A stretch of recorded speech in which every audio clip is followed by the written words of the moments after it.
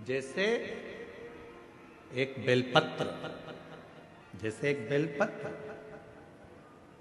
चाहे वो किसी भी अवस्था की हो, चाहे उस बेलपत्र का ये पत्ता आधा टूट गया हो, चाहे वो बेलपत्र का एक पत्ता भी पूरा टूट गया हो, चाहे वो बेलपत्र 2 पत्र की हो गई हो, चाहे वो बेलपत्र को कीड़ा खा गया हो, चाहे वो बेलपत्र खंडित हो गई हो, चाहे वो बेलपत्र किसी भी तरह की हो गई हो, चाहे वो बेलपत्र शंकर जी पे चढ़ी क्यों ना हो, चाहे वो बेलपत्र एक किताब में रखकर सूख गई हो, चाहे वो बेलपत्र के टुकड़े टुकड़े हो गए हो, चूरा चूरा हो गया हो, तो भी वो बेलपत्र मेरे शंकर भगवान स्वीकार कर लेते हैं।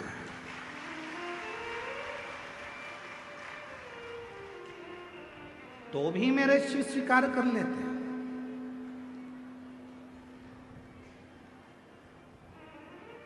कभी अगर मौका लगेगा तो हम अपनी जिस गाड़ी से हम लोग आते जाते रहते हैं, उस गाड़ी में हम लोग एक किताब रखते हैं शिव जी की, वो एक किताब रखते हैं। उस किताब में बेलपत्र को, ऐसे बेलपत्र को हम लोग रख लेते हैं।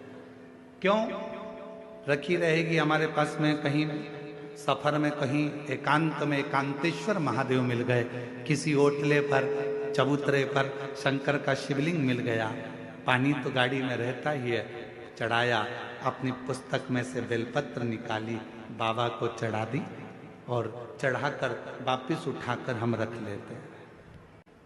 फिर आगे गए, फिर कोई एकांतेश्वर महादेव मिल गए, चढ़ा दिया, बेलपत्र निकाली, बाबा को चढ़ा दिया, स्वीकार कर। उस बेलपत्र में इतना बल उत्पन्न हो जाता है, क्योंकि एकांतेश्वर महादेव में एकांत में शंकर भगवान बैठे हैं और आप उनकी आराधना कर कर वो बेलपत्र को चढ़ाकर स्वीकार कर कर जब औषधि के लिए लेकर आते हो, तो बड़े से बड़े रोग पर भी वो बेलपत्र काम करना प्रारंभ कर।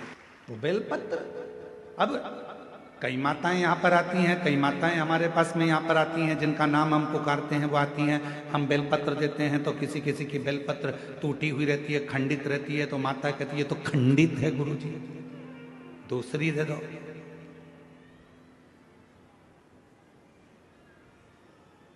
दूसरी दे दो। अब हम आपसे एक बात पूछें, जरा उत्तर दोगे क्या? तुमने हमसे कहा कि बेलपत्र खंडित है गुरुजी, दूसरी दे दो।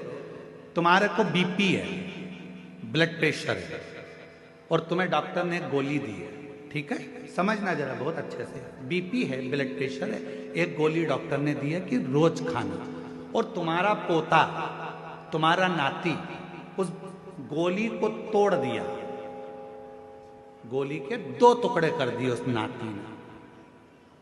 अब वो गोली 2 टुकड़े हो गए, 3 टुकड़े हो गए, तो क्या तुम वो गोली खाओगे तो असर नहीं करेगी क्या? बोलो तो जम के, करेगा ना? गोली तो असर करेगी, भले उसके 3 टुकड़े हो गए, 4 टुकड़े हो गए, 5 टुकड़े हो गए। जैसे बीपी की गोली के 10 टुकड़े भी हो जाएं, तो भी अगर ब्लड प्रेशर गड़बड़ हो रहा है तो तुरंत मुंह में गोली रखी जाती है, ब्लड प्रेशर कंट्रोल में आ जाता है। शुगर कितनी भी हाई और ऊंची या नीची जा रही हो, शुगर की टेबलेट के कितने भी टुकड़े कर दो, वो शुगर की टेबलेट खाई, शुगर लेवल में आ जाती है। उसी तरह बेलपत्र चाहे कितने भी टुकड़े हो जाएं, पर बेलपत्र तो बेलपत्र अपना काम कर ही जाता है, वो बेलपत्र अपना काम करेगी। इसमें गुरुजी एक खंडित हो गई, गुरुजी तुमने तो मेरे को 2 पत्ती दी, गुरुजी इसमें से आधी पत्ती तो टूटी हुई थी, गुरुजी ऐसा।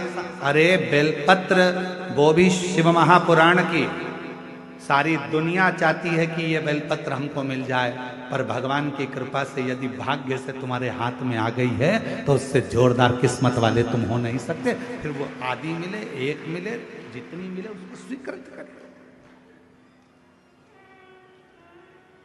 वो अपना असर दिखाएगी। ऐसा नहीं कि वो अपना असर नहीं दिखाएगी, वो अपना असर दिखाएगी। कई लोग कह देते हैं नंदी तो पत्थर का है गुरुदेव,